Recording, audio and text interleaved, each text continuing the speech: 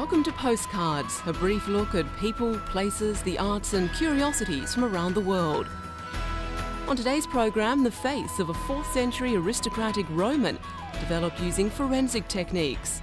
The work of 6 pioneering Russian women artists, Amazons of the avant-garde. Our feature looks at a British organisation working to save the sight of West Africans. The biggest launch of museums the world has ever seen, Britain's Millennium Museum project, and a multi-million-dollar restoration to an 18th century mansion on the banks of the Thames.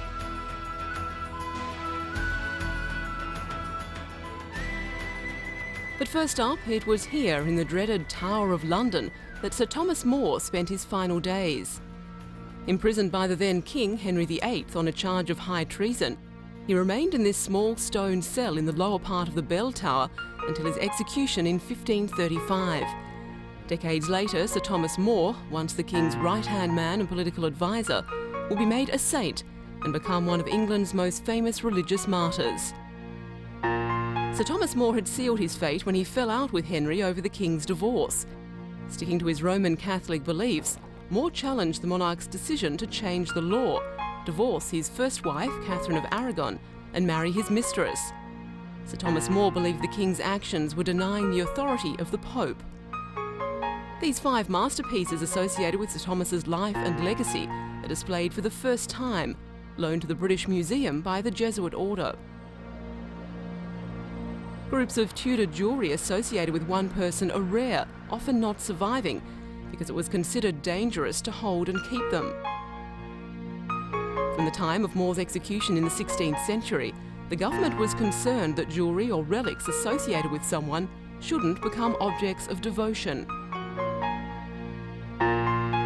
The collection, described as exceptional by museum curators, includes More's personal silver seal, a garnered cameo of the Virgin Mary, and gold reliquary crosses, one with the words, "This is a relic of Thomas the Apostle," inscribed in Greek.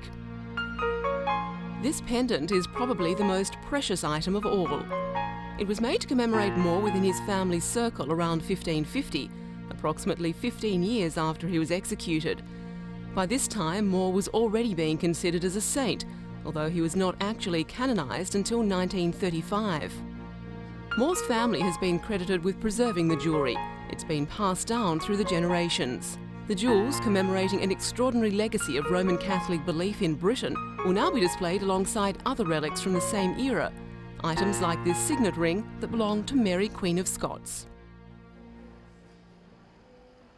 The cosmopolitan face of London from AD 350. This is the first ever likeness of a Roman Londoner. Little is known about her, except that she was not British born, but came from southwest Europe.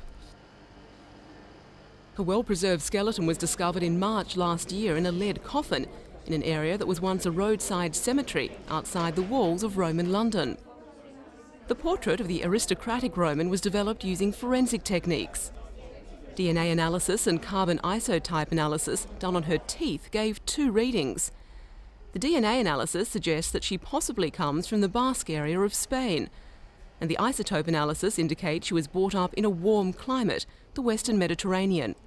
On that basis, she's been given brown eyes and dark hair. The likeness is thought to be precise enough for her own family to recognise her. The woman in her early 20s shows signs of considerable wealth. The lead coffin was inside a stone sarcophagus with a small box, a jet hairpin and glass bottles. Her funeral clothes were Chinese silk, and it's thought her head rested on a pillow of bay leaves, the first time bay leaves have been found anywhere in the Roman Empire. Bone analysis shows she was well nourished. She could have arrived in Britain as the wife or daughter of a senior military or administrative figure. It's thought she died from an infection. There are no signs of an accident or disease, or of having had children, so death in childbirth has been ruled out. Although beauty is in the eye of the beholder, her bone structure suggests she had a good diet and was well nourished. The things she was buried with indicate she came from a wealthy family. More than likely, it's thought she would have been quite an imposing member of Roman London society. Today, she's the face of the past, revealed through modern science. At the Piano by Nadezhda, just one of the works featured in Amazons of the Avant-Garde. The Royal Academy of Arts exhibition highlights the work of 6 pioneering Russian women artists who, at the dawn of the 20th century, had a crucial impact on the political, ideological and social thought of a country about to embrace revolution. A number of the works were made before the Russian Revolution in 1917, but they have a revolutionary spirit, a result of the sense of possible change in Russia at that time. These artists, though not overtly traditional, were interested in the concept of renewing society and creating a type of art that would be for the masses and not an elite group. A self-portrait by Voveva Stepanova, the youngest artist of the 6.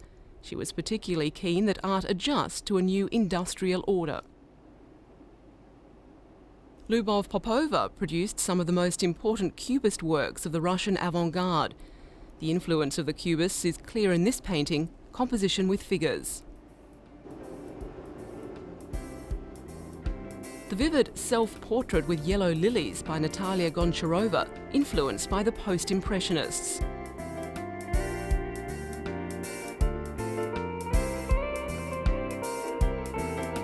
Composition by Nadezhda Udaltsova, a fellow student of Popova at the Académie de la Palette in Paris, and also a follower of Cubism.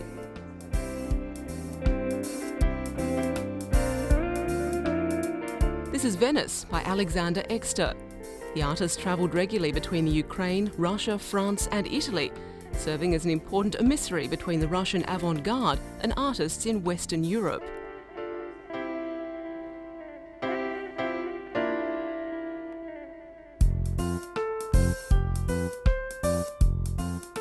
And Portrait of a Lady in Pink by Olga Rozanova. The artist wanted to discover new bases of artistic creation, an aspiration shared by all the women.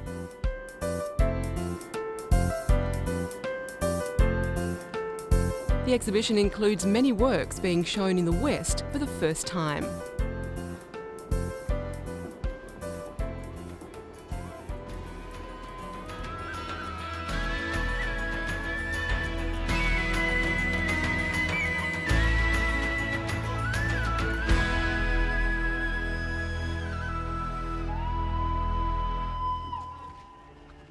It's mid-morning in the West African state of Gambia, but for 50-year-old Mamadou Sow, it may as well be night. Mamadou is one of the world's 50 million blind people. He's also one of the 70% whose blindness could be cured or prevented in the first place. Mamadou says he was a weaver before he developed cataracts and went blind.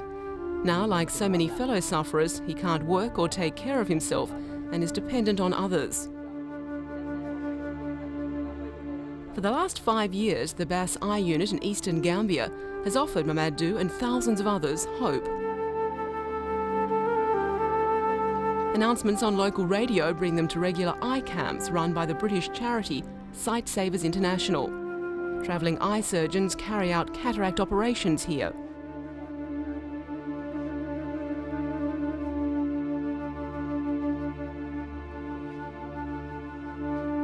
Over a period of 3 days, Mamadou and hundreds of others will put themselves in the hands of sight savers. Cataract is the most common cause of blindness worldwide, and 90% of sufferers live in the developing world. Sight Savers is trying to reach them, offering a cheap, simple operation that can restore their sight. From its base in Sussex in southern England, the charity has for the last 50 years played a leading role in tackling blindness worldwide through eye camps and mobile units. 50 years ago, blindness was widespread amongst the people of Western Africa, a phenomenon the developed world knew little about. Their plight was brought to world attention by a blind Englishman and his wife, who spent several years living in a Ghanaian village whose entire populations were blind and knew nothing else. Sir John Wilson's wife, Jean, who was sighted, was quite a novelty to the villagers. Living in an isolated community, they literally thought the rest of the world was blind.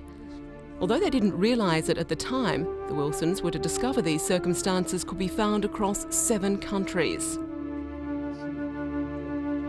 A major cause of such widespread disability was onchocerciasis, or river blindness, a disease whose legacy is visible today. It was Sir John's research 25 years ago that led to river blindness being brought under control. He discovered that the disease was caught near the fertile land bordering Africa's rivers, also the breeding ground for a small black fly called the simoleum. The tiny insects bite like mosquitoes, and when they do, they release into the skin of the victim a parasite, which eventually destroys the optic nerve. With the aid of the government, the first thing was to destroy the flies via a system of delivering insecticide into the rivers. For 20 years, the society worked solely with the local government. Later, the World Bank became involved and international funds were injected into their projects. Today, 80 million people are still at risk from river blindness, but thanks to the work pioneered and carried out by sightsavers, the disease can now be prevented. An annual dose of a new drug called Mectizan kills the parasites. If taken over a period of 10 years, it breaks the transmission cycle of the disease.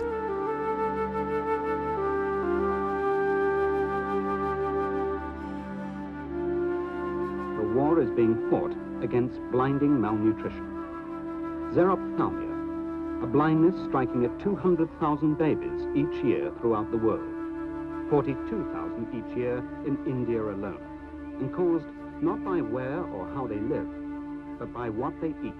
Over the decades, Sightsavers has targeted all preventable blindness.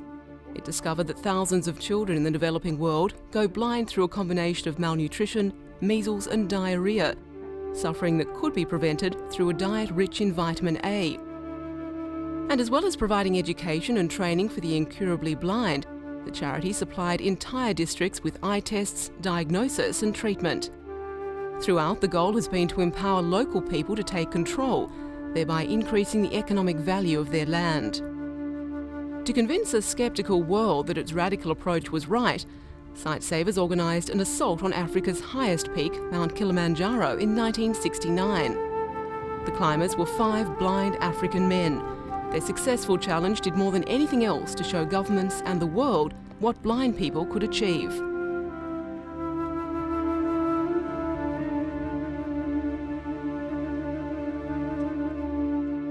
"30 years later, another group of blind and visually impaired youngsters followed in their footsteps. This time, the challenge was to raise money for another special cause. Over a period of 2 years, Sightsavers aims to treat 400,000 people like these at Vivekananda Eye Hospital in West Bengal, who are queuing to register for sight-restoring cataract operations. It's part of Sightsavers' way of marking its own 50th anniversary and of contributing to a powerful campaign called Vision 2020, mounted by the World Health Organization and non-governmental organisations, which aims to eliminate curable blindness over the next 2 decades.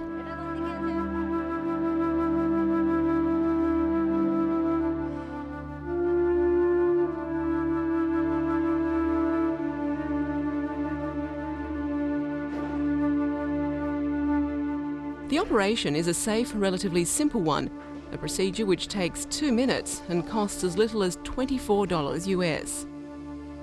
Cataract occurs when the lens of the eye becomes cloudy, preventing the passage of light and leading to total blindness. The surgeon takes out the clouded lens and replaces it with a plastic one, permanently restoring sight. Over the past 50 years, such operations and other pioneering work has enabled Sightsavers to restore sight to 4 million people and treated 45 million others. Sir John Wilson, the man who galvanised the world to tackle blindness, died late last year. For him, such a remarkable achievement still wasn't enough. Knowing that there are 450 million disabled people in the world and that at least half that disability is preventable, the Society's work has extended into deafness, orthopaedics and psychiatric handicaps. For Mamadou, though, just this moment is enough. His vision is restored and will improve over the coming weeks as his eye begins to heal. Look at me.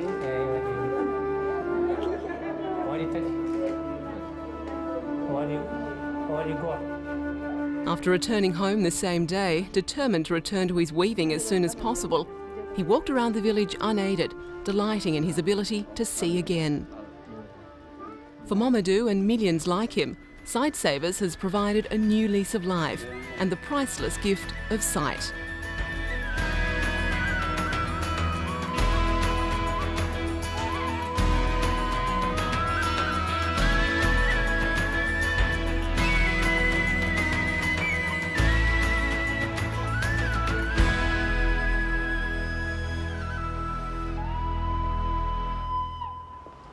Britain is gearing up for its greatest museum and gallery expansion in history.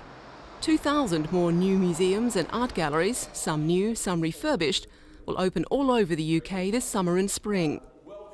It's been dubbed the biggest launch of museums the world has ever seen. Altogether, $720 million has been invested in Britain's Millennium Museum project. Many of Britain's well-loved institutions were created in the 19th century. The newly injected funds will bring them up to date, modernise them to serve the public better and attract more visitors to the country. The Millennium Museum openings were this week launched in Britain's National Portrait Gallery in London. It's currently undergoing nearly $25.6 million worth of extension work. The government hopes more up-to-date museums will encourage more people through the doors, to encourage that part of the population who haven't previously had the opportunity to visit a theatre, concert hall or art gallery.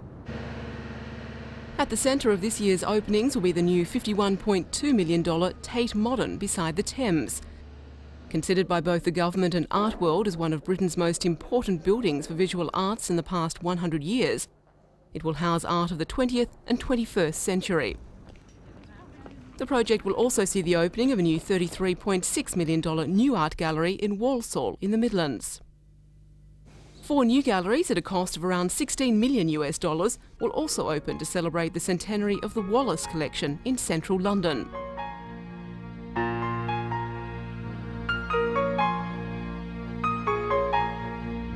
By June, the Imperial War Museum will have created a major new gallery dedicated to the Holocaust. While the Science Museum in London will open a new wing, making it one of the world's leading centres for the presentation of contemporary science and technology.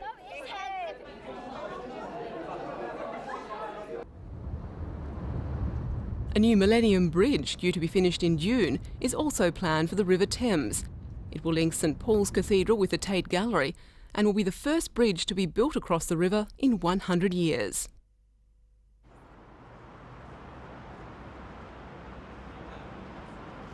Somerset House on the north bank of the Thames. This is one of Britain's greatest historic landmarks and best-kept secrets. An 18th century masterpiece built on the site of a 16th century palace to house government offices.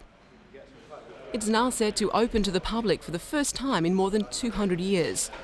Structural work is underway as part of a $76.8 million US restoration. New galleries will house exhibitions from the collection of the Hermitage Museum in St Petersburg, the Gilbert Collection of Decorative Arts, and in due course, the Impressionist paintings of the Courtauld collection. There will also be a restaurant and a summer cafe on the restored River Terrace. The building's courtyard, until recently the Inland Revenue car park, now it's said to be a grand public space for day and evening use. The old tarmac is being replaced with granite paving to mirror the original 18th century appearance. A series of fountain jets lit up at night will create a forest of water in the middle. New lighting and a service area underground will mean space for more than 3,700 people to attend performances. With a new glass and stone bridge planned to link the terrace with Waterloo Bridge and free entry to the museums and galleries, Somerset House is poised to be a major new focal point in central London.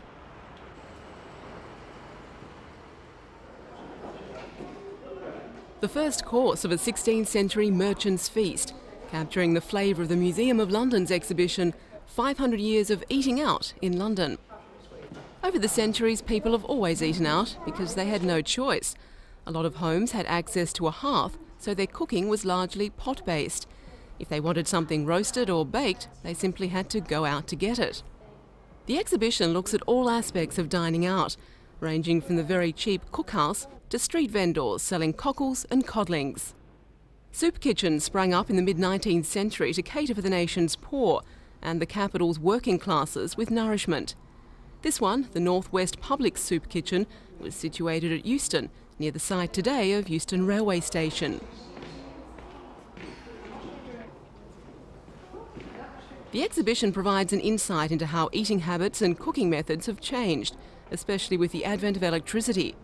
It also reveals how what people ate was dictated by those in positions of authority. During the London Blitz of World War II, many people were bombed out, left without the means to cook a hot meal. During this period, various eating houses sprang up. Obviously, though, restaurants were affected by the war, with many of the items on the menu subject to rationing. London's first coffee house opened in 1652, serving light refreshments. In the late 17th century, a cup of coffee, with or without sugar, cost a penny, and even included a pipe of tobacco. Fine dining has existed in the capital since the 18th century. Today, Londoners spend around £700 or $1,100 US each year eating out, and have an appetite-whetting range of restaurants and fast food outlets from which to choose.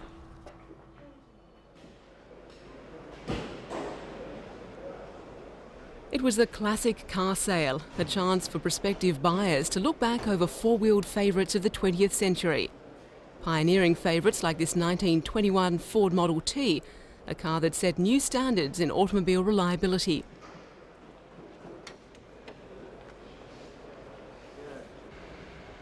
Other vehicles on parade? How about this 1935 Bedford 12-seater country bus, once a familiar sight along English country roads and still in good working order. Dating from the same year, this Rolls-Royce limousine. Thanks to major restoration and refurbishment work over the past 5 years, it eventually sold for $33,600 US. Its 1926 sister, the Rolls-Royce 20 HP Tourer, often referred to as the Baby Rolls, it went for a modest $22,400. According to the sale organisers, though, a car doesn't have to cost the earth to qualify as a classic. Cars can be purchased for as little as $800. And it's all a matter of taste. This 1967 Jaguar E-Type fixed-head coupe failed to make its reserve price of $19,200. While this Shelby Mustang 350 GT from the same decade sold for nearly $29,000. This Ferrari Dino 246 GT said Bag 170's devotee $68,800. One of the countless stars of the show was a 1977 limited edition Volkswagen 1200 Beetle, one of the most successful cars of all time, sadly though, unsuccessful here. And the perfect Christmas present for someone, this half-scale working model based on the Rolls-Royce Silver Ghost went for $10,400 US.